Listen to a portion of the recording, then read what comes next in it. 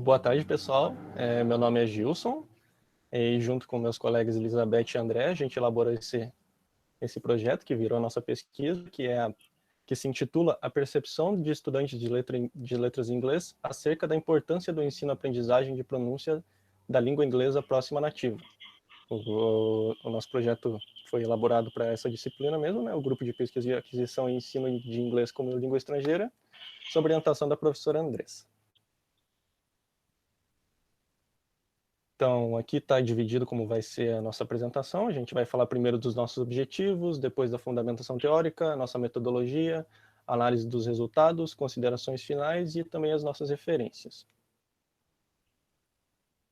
Tá, os objetivos. A gente elaborou a pesquisa pensando em dois grandes momentos. Primeiro, perguntar para os estudantes algumas questões sobre os conceitos de inteligibilidade e língua franca, que são aprendidos durante o nosso curso de letras inglesas aqui na UTFPR, e qual a influência que essa discussão gera nos alunos, e em um segundo momento perguntar se quando eles conheceram essas discussões, eles mudaram a percepção sobre o ensino de pronúncia e esse tipo de coisas, quando isso aconteceu, que disciplinas eles tiveram essas discussões, qual período e tudo mais. A nossa fundamentação teórica é baseada na Kenworthy, que fala da inteligibilidade, e ela diz que ser inteligível é ser entendido como por um interlocutor em um devido momento e em uma devida situação. Simples. Eu falo com alguém, alguém me entende, alguém fala comigo e eu entendo. O nosso segundo conceito é língua franca, que segundo a Jenkins é uma língua de contato usada entre povos que não compartilham uma primeira língua e é comumente entendida como querendo significar uma segunda ou subsequente língua de seus falantes. Ou seja, a gente tem dois falantes, cada um com uma língua diferente, e eles precisam se comunicar. Eles vão querer usar uma língua em comum. Aqui, por exemplo, a gente vai usar a língua inglesa, tá? Então, e aí a gente junta com o conceito de inteligibilidade, que para eles se comunicarem, eles não vão precisar se preocupar com questões de pronúncia, se está igual a de um nativo, se estão falando minimamente igual eles, e sim que eles só precisam que um se comunique com o outro. Tá? Pode passar, Beth. A nossa metodologia, então, a gente elaborou uma pesquisa com cunho quantitativo e qualitativo, e a gente distribuiu via Google Form, né? Obtivemos 27 respostas dos alunos de letras em inglês da UTFPR, sendo que 70%, 70,4% eram alunos matriculados do 5º ao 8º período, ou seja, alunos que já estão a caminho de concluir o curso.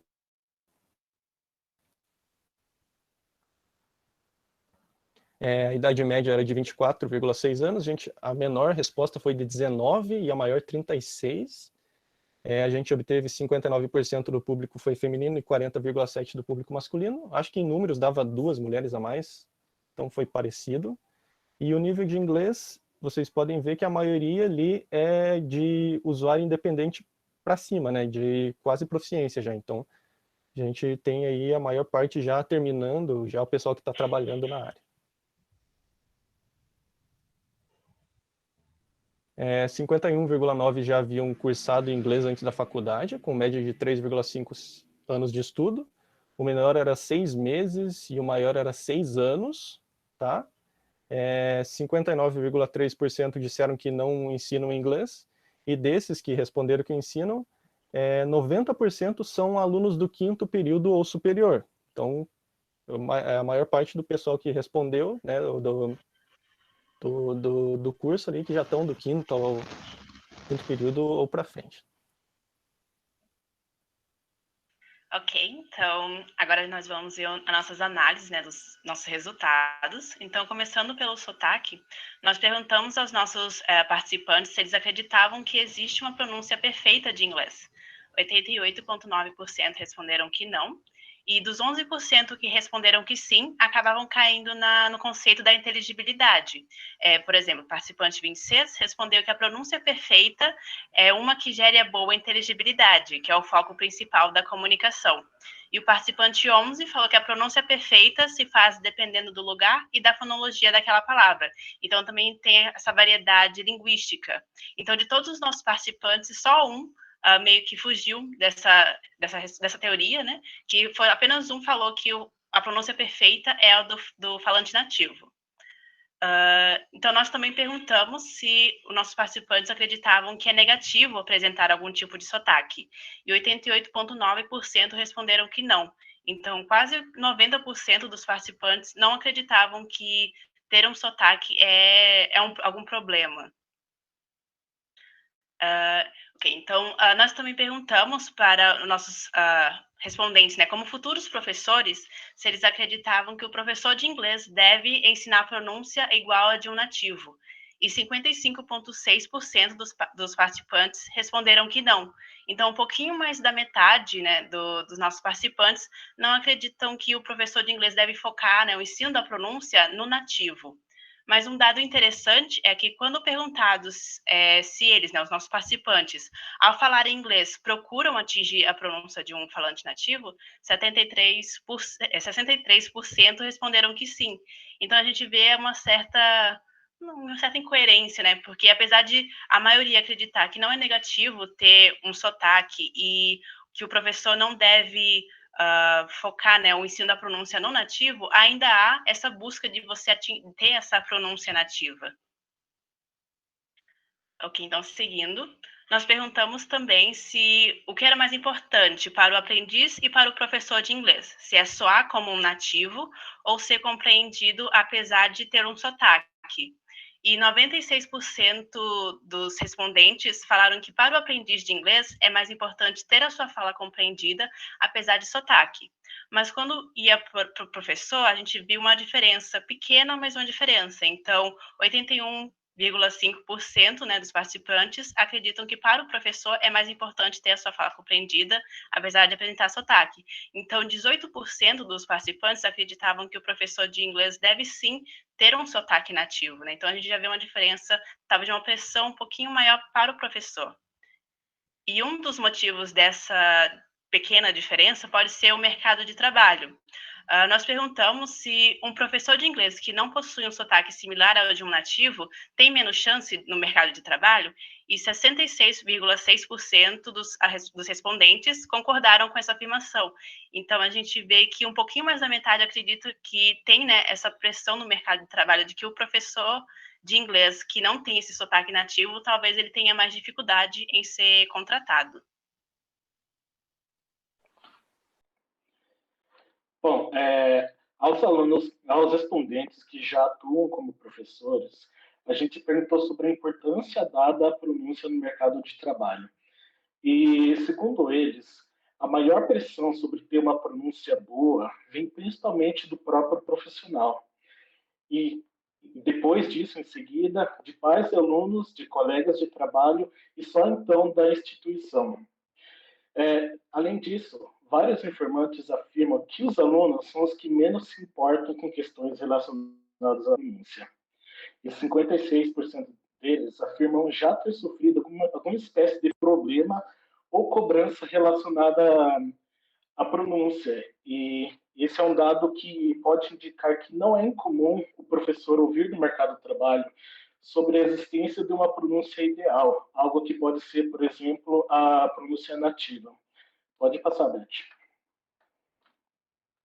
Bom, sobre os termos inteligibilidade e língua franca, grande maioria, ou seja, 23 dos 27 participantes, que é 85,2%, afirmaram já conhecer esses debates. E a grande maioria dessas pessoas relatou ter conhecido esses debates em disciplinas como fonética e fonologia, e em grupos de pesquisa, como estudos dos sons da fala e aquisição e ensino de inglês como língua estrangeira, que é o grupo que a gente está representando agora. Apenas um dos respondentes disse que conheceu esses termos, esses debates, a partir de um curso online. Não, pode deixar. Além disso, os que disseram não conhecer esses debates eram alunos do primeiro ao terceiro período, enquanto o restante eram todos a partir do terceiro período até o oitavo. Algo que indica que é mais ou menos na metade do curso que os alunos são levados a repensar sobre as questões de pronúncia. Pode passar.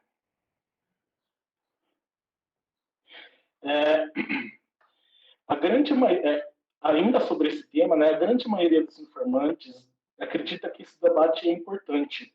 E nós temos relatos muito diferentes que apontam a uma desmistificação de questões sobre a língua.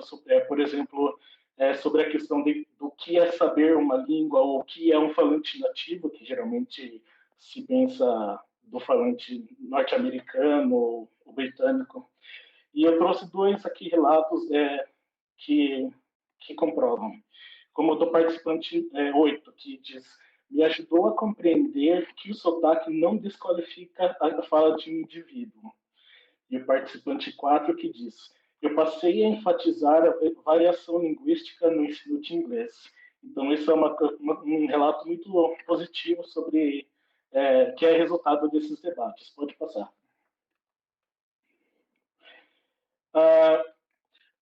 Apesar da grande maioria ter dito que é muito importante esses debates, teve alguns poucos que disseram que discordam ou que diminuem a importância desse debate.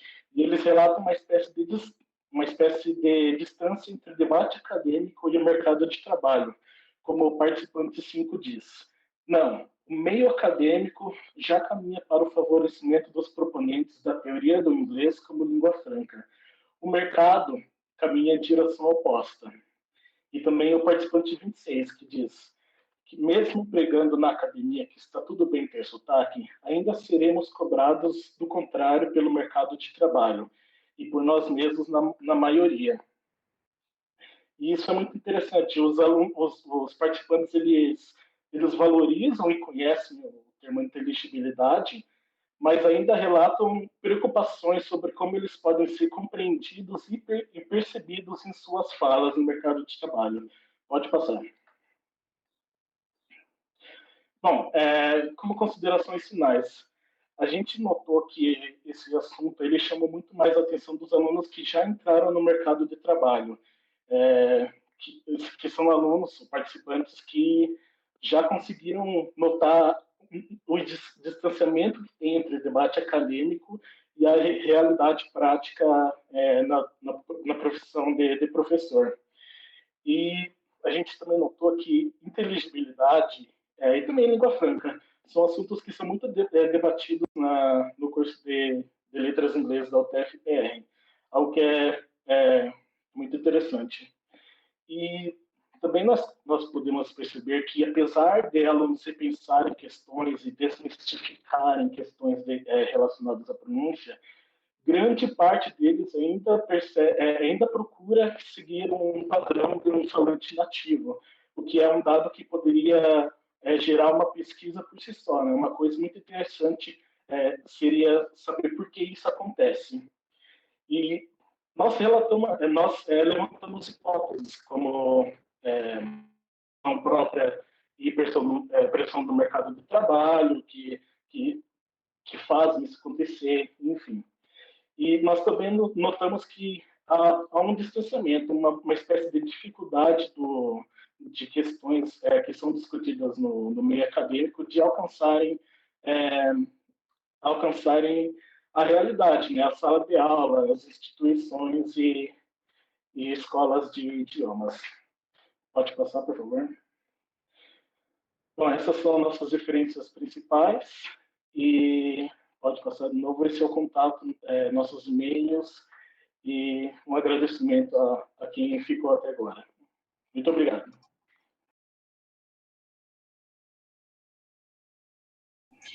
E vamos ver, tem vários comentários, a Beth falando da dificuldade, né, nessa mudança de paradigma, às vezes fica tão confuso para a gente se situar também. E tem algumas perguntas. Tem duas perguntas da Jennifer, então vou fazer aqui a primeira. Sobre o conceito de inteligibilidade, vocês diriam que estaria mais localizado no falante, no ouvinte, ou é uma habilidade compartilhada entre ambos? Eu diria ambos. Estudaram bem. Parabéns. A literatura fala muito disso, né? Por que eu perguntei isso? Vai lá, Jenny.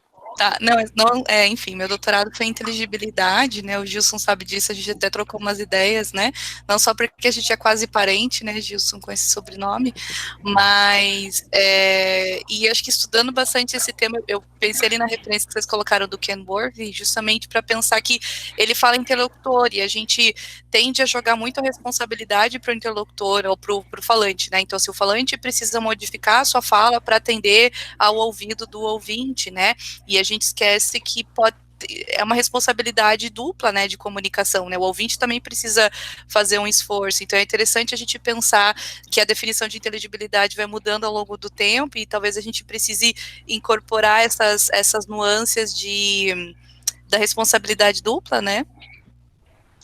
Uhum. Legal, a gente teve ali a sugestão da Ana Maria de quem sabe para uma pesquisa futura, perguntar também que tipo de pronúncia que eles gostam dos seus professores, né? E aí a segunda pergunta da Jennifer, também uma outra sugestão, se vocês teriam curiosidade em realizar essa pesquisa com os cursos de língua que contratam os professores para saber o que eles têm realmente procurado nos seus professores. Então, no relatório a gente tem nas considerações finais, a gente põe algumas possibilidades maiores do que fazer pesquisa, e a gente meio que trabalha isso também, porque a gente não sabe bem. A gente colocou alguns dados que, por exemplo, os pais dos alunos,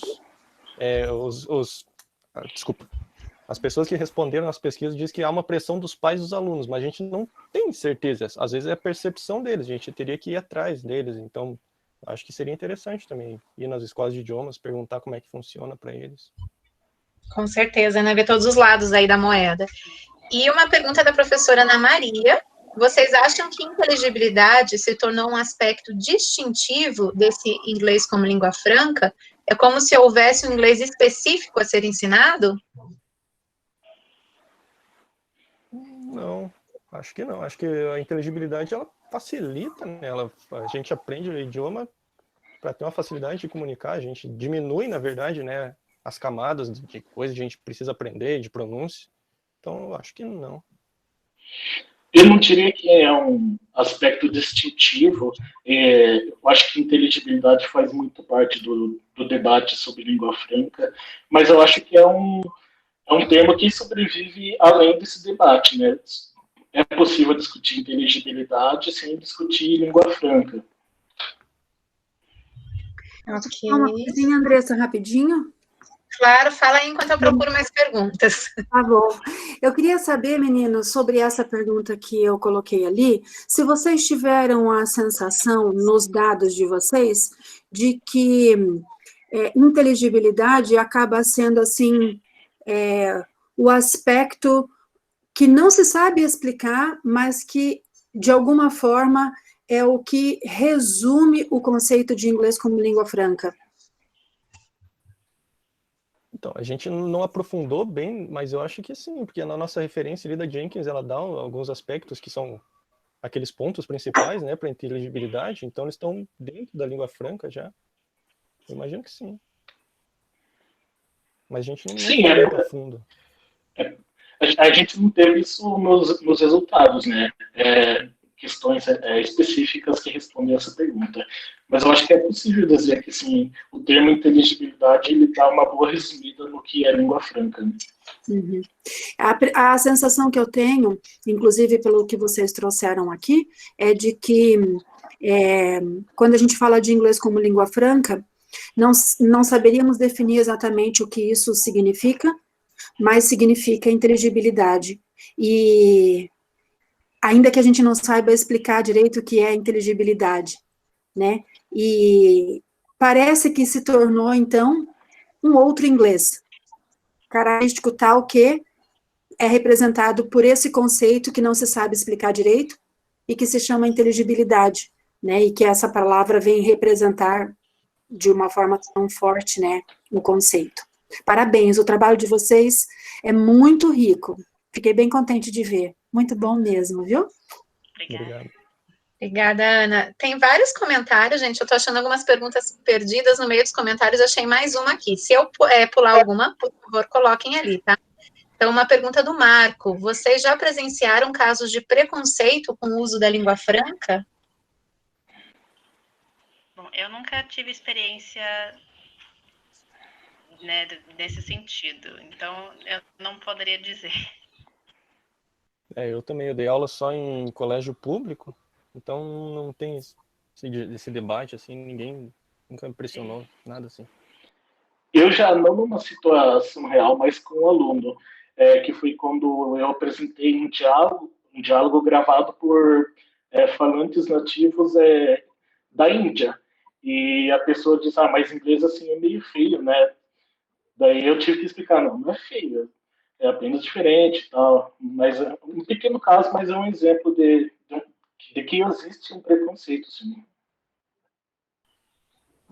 Léo falando que já presenciou essa questão de preconceito com o inglês como língua franca dentro da academia. Acho que é algo que ainda existe muito, né?